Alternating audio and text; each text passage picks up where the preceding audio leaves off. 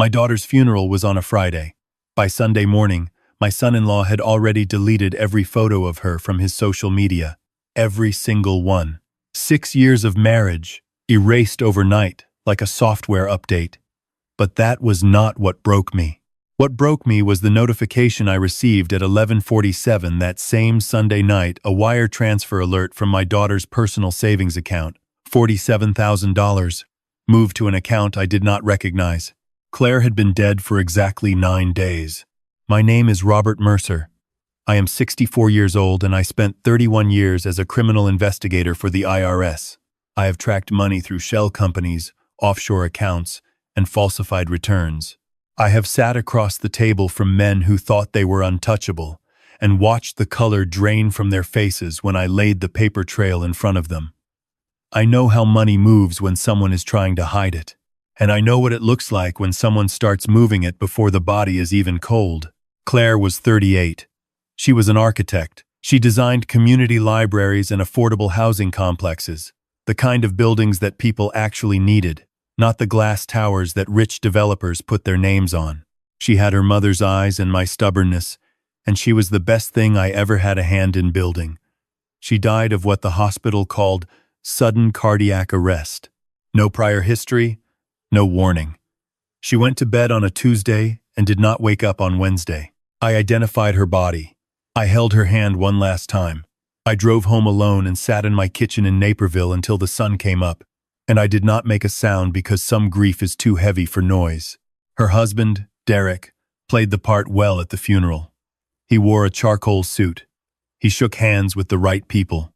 He let Claire's mother, my ex-wife Patricia, hold his arm near the casket, and he looked appropriately destroyed. I watched him from across the cemetery the way I used to watch subjects during surveillance. 31 years of reading people leaves a mark on you. You start to notice the things that are slightly off, the pauses before the tears, the eyes that move too fast, the jaw that tightens when it should be loose with grief. Derek's performance was good, but it was a performance. I had never trusted him.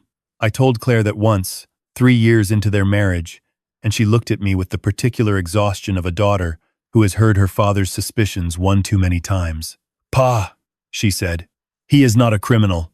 He is just ambitious." I let it go because I loved her, and because I had no evidence, only instinct.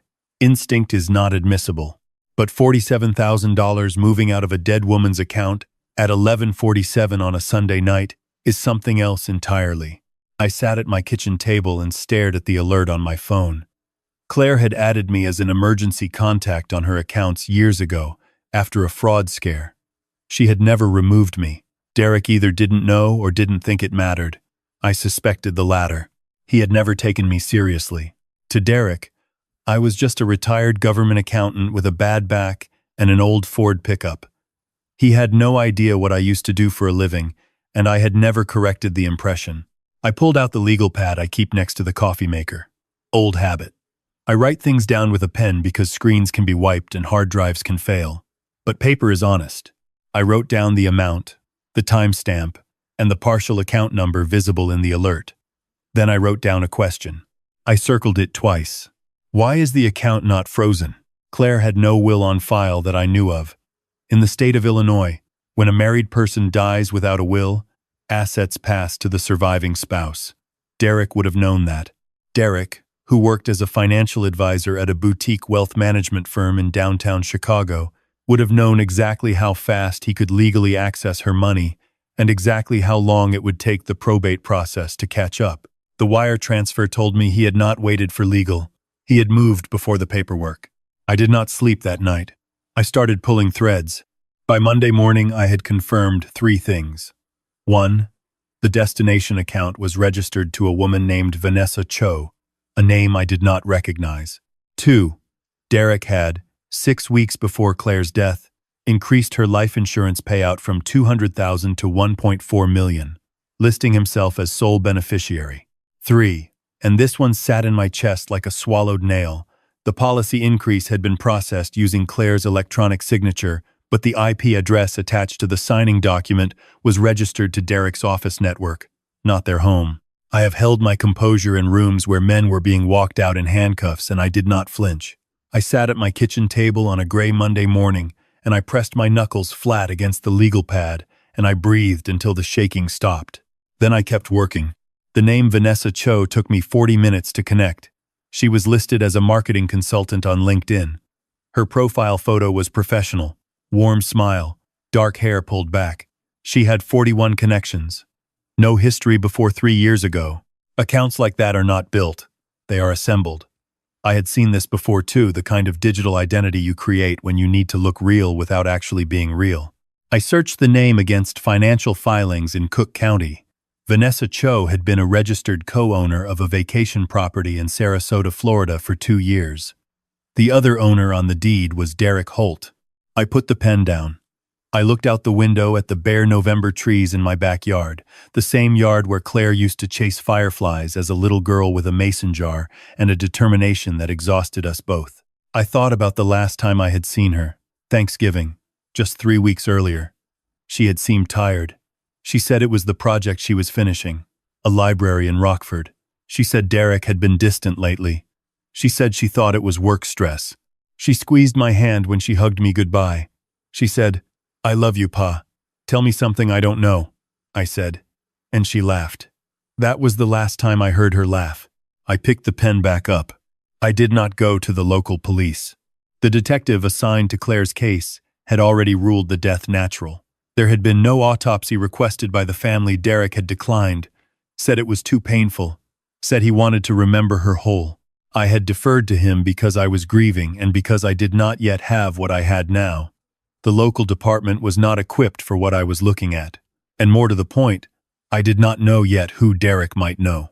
I called the one person I still trusted from my working years, a woman named Glennis Park, formerly of the FBI's Financial Crimes Unit, now running a private forensic firm out of Washington. We had worked a multi-state tax fraud case together in 2009. She was meticulous, relentless, and she owed me nothing, which meant I trusted her completely. I laid it out for her in 15 minutes on the phone. She asked 2 questions. She said, "How long before you have to interact with him?" I said his attorney had already contacted me about Claire's personal effects at the house items from her childhood. I had stored there, her mother's china, a box of photographs. The meeting was set for Thursday. Glennis said, "Good." Then she said, "Robert, I need you to understand something before we go further. If this is what you think it is, you cannot let him know you know. Not yet. Not until the architecture is complete." Architecture. She knew how to talk to me. I agreed. I was very good at not showing my hand. Thursday came and I drove to the house in Wilmette, the house Derek had chosen. The house Claire had made into a home with her own furniture and her drawings framed in the hallway and her kitchen garden on the back porch. The porch garden was gone when I pulled up. The planters had been cleared out and replaced with a generic potted arrangement from a big box store. I noticed it before I even stepped out of the truck. Derek opened the door before I knocked. He was wearing a weekend sweater, holding a mug of coffee. He looked rested. I had not slept more than 4 hours in 6 days. I noticed the asymmetry and filed it. "Come in," he said, warm and careful in the way a man is warm when he is managing a situation. The house smelled different. Not bad, just different. Claire had kept lavender sachets in every room, a habit she picked up from her grandmother.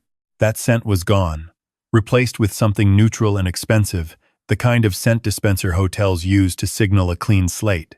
I took the box of photographs. I took the china. I sat with Derek in the living room for 30 minutes, and I told him I was sorry for his loss. I told him Claire had loved him very much. I asked how he was coping. He said it was one day at a time. He said he had been thinking about getting away somewhere warm after the estate was settled, somewhere he could process.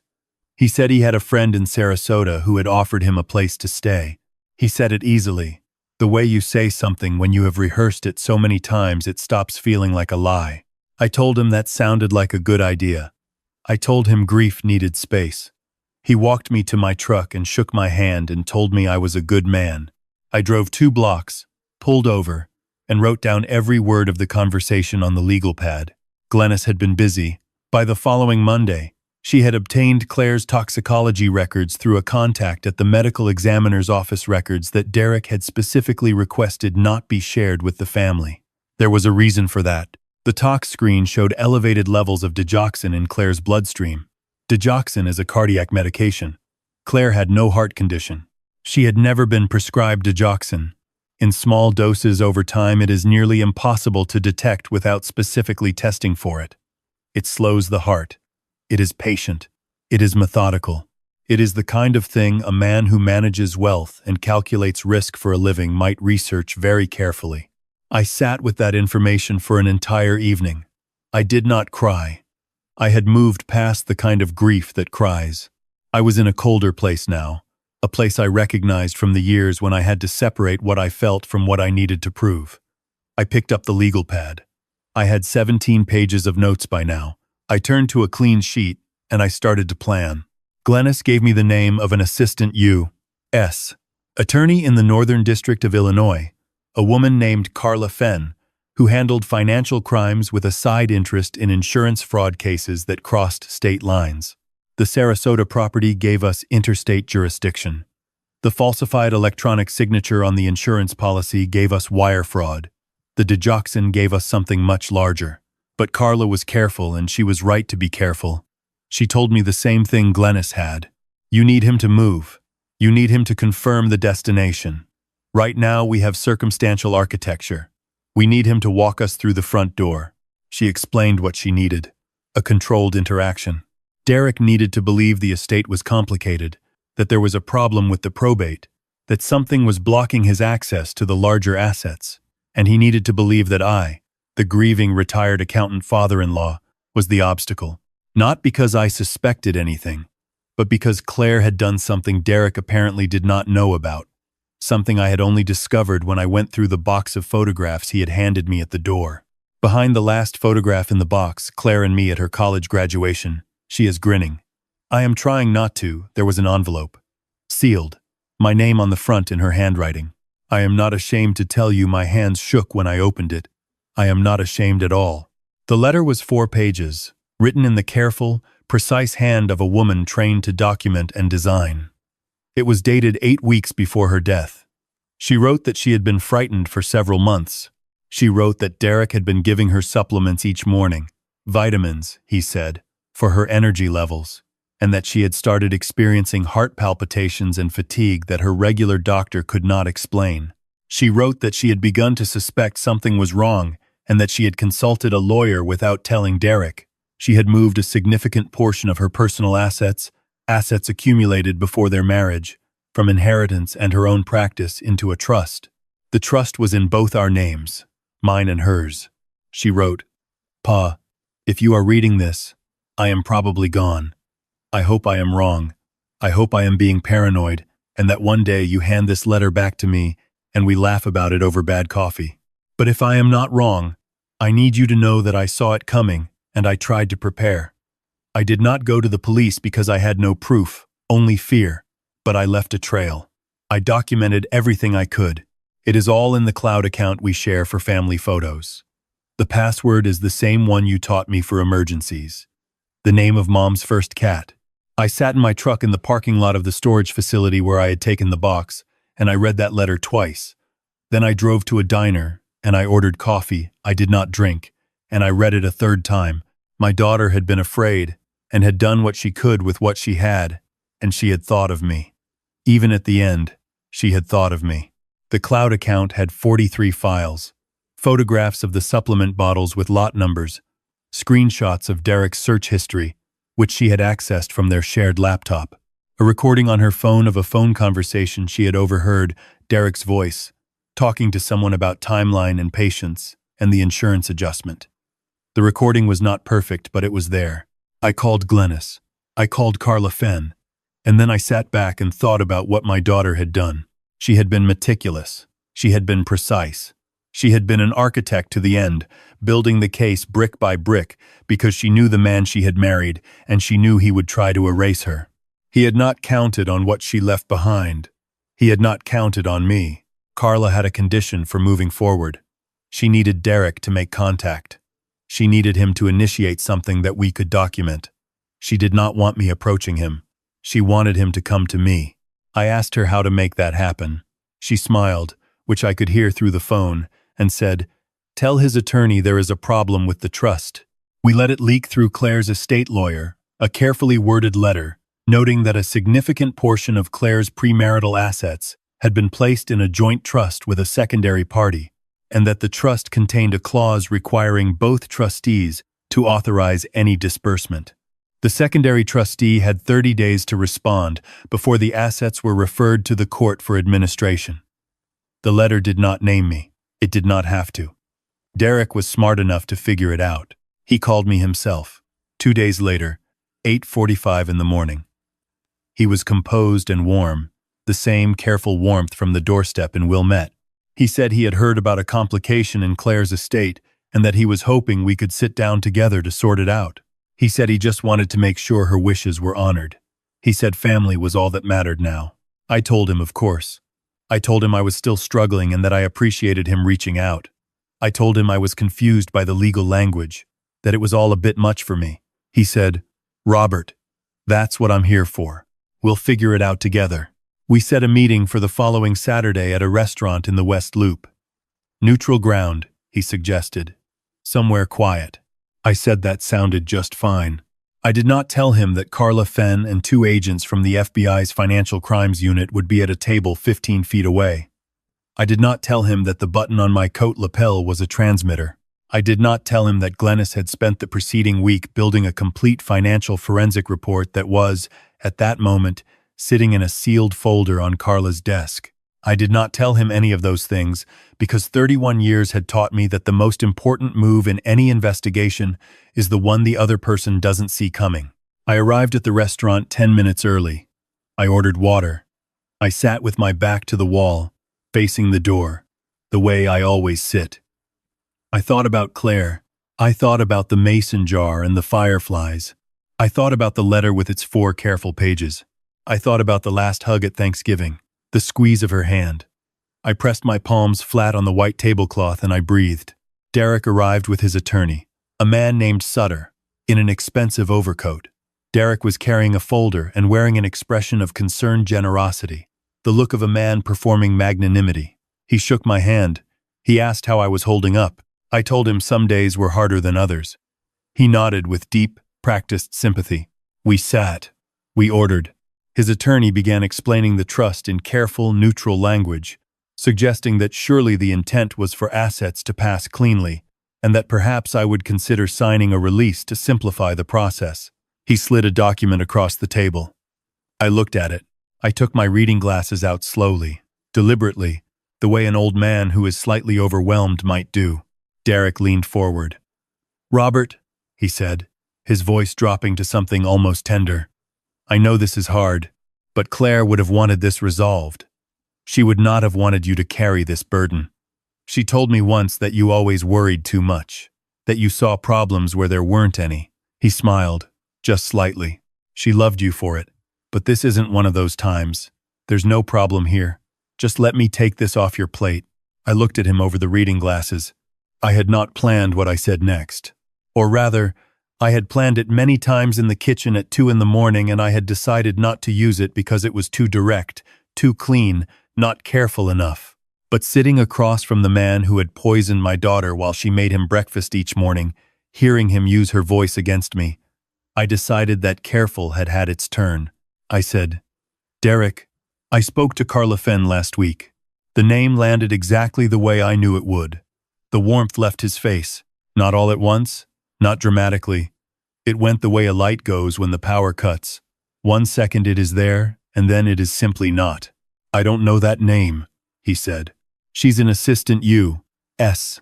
attorney," I said. "She handles financial crimes." "I retired from the IRS, Derek. I never told you that part, did I? I was a criminal investigator. For 31 years. I have been doing this since you were in high school." Sutter put a hand on Derek's arm, but Derek was not looking at him anymore. He was looking at me with the expression of a man who has just heard the sound of something structural giving way and does not yet know where the collapse will come from. "The recording Claire left me is very clear," I said. "Not perfect, but clear enough. The supplement bottles with your fingerprints are in an evidence bag right now. The IP address on the insurance signature matches your office. And Vanessa, I watched him absorb the name. The Sarasota property is well documented. I reached into the inside pocket of my coat. I placed Claire's letter on the table between us. I had a copy. The original was, with Carla. She knew, I said. She was afraid of you and she knew she probably could not stop it in time, but she made sure I would be able to. That's who she was, Derek. She was careful. She was thorough. She was an architect. She designed things to last.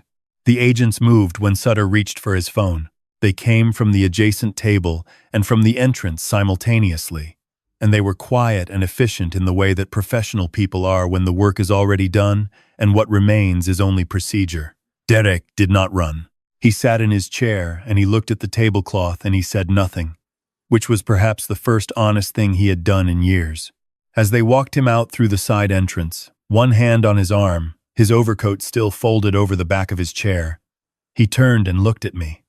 I do not know what he was looking for.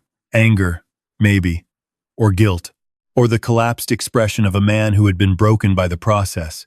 I gave him nothing. I sat straight in my chair, with my hands folded on the table, and I looked back at him, and I let the silence carry everything I did not need to say. The hostess near the door was watching with wide eyes. The other tables had gone very still. Carla Fenn walked over to me and she said, "Robert, we have everything we need." I said, "I know." She put her hand briefly on my shoulder and then she walked out to do her job. I sat alone at the table for a few minutes. I finished my water. The busser came by and refilled it without saying anything, which I appreciated.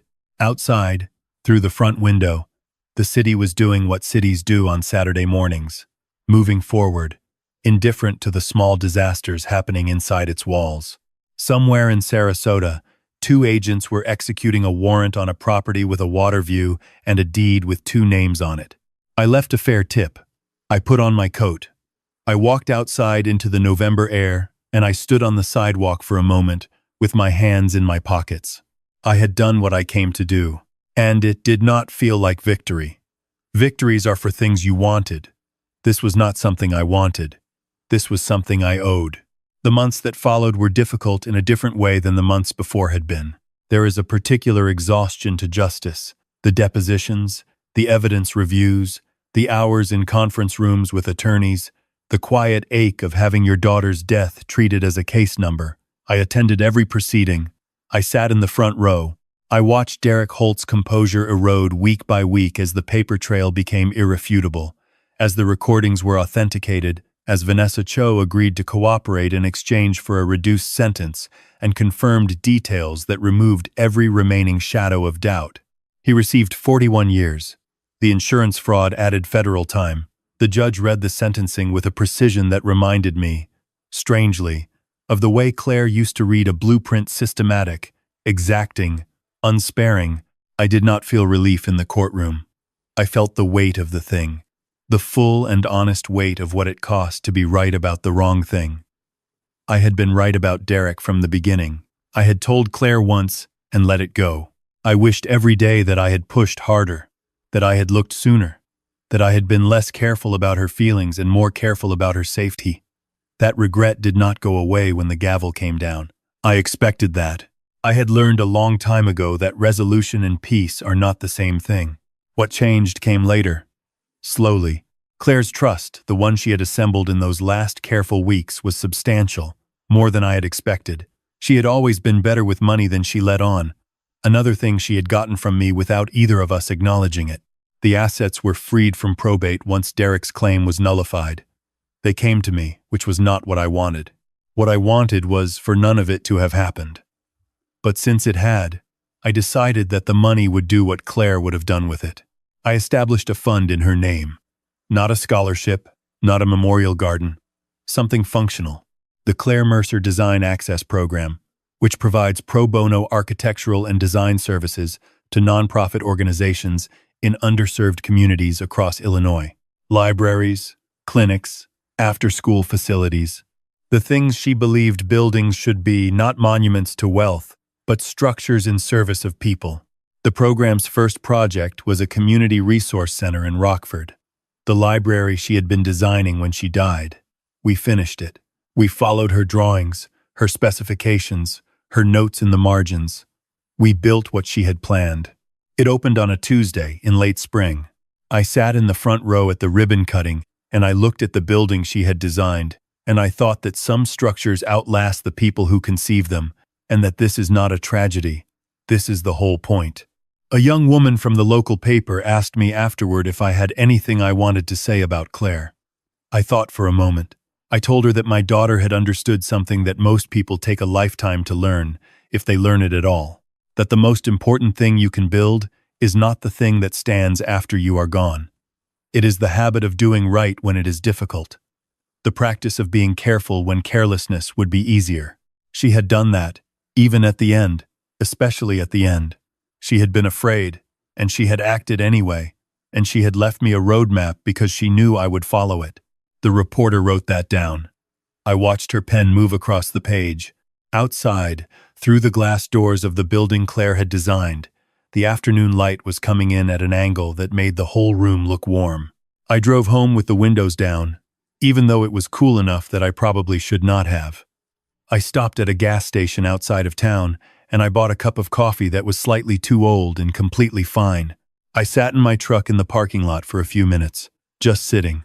The road home was long and quiet and familiar, the kind of road you stop noticing after a while because it is simply the way between where you are and where you belong.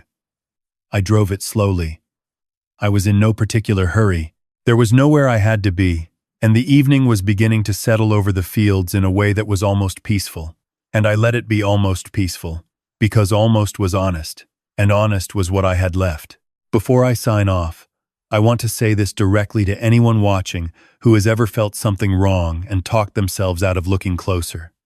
You are not paranoid for trusting your instincts. You are not disloyal for asking questions about the people closest to you. Blind trust is not the same as love. Real love is honest and it is watchful, and sometimes it is hard. My daughter knew something was wrong, and she did not wait for permission to document it. She trusted that the truth would matter if someone was there to carry it forward.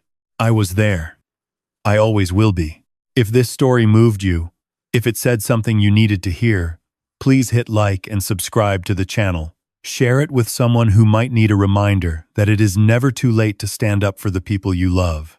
And leave a comment below. Tell me about someone you have fought for. I read every single one. Until next time, keep building what matters.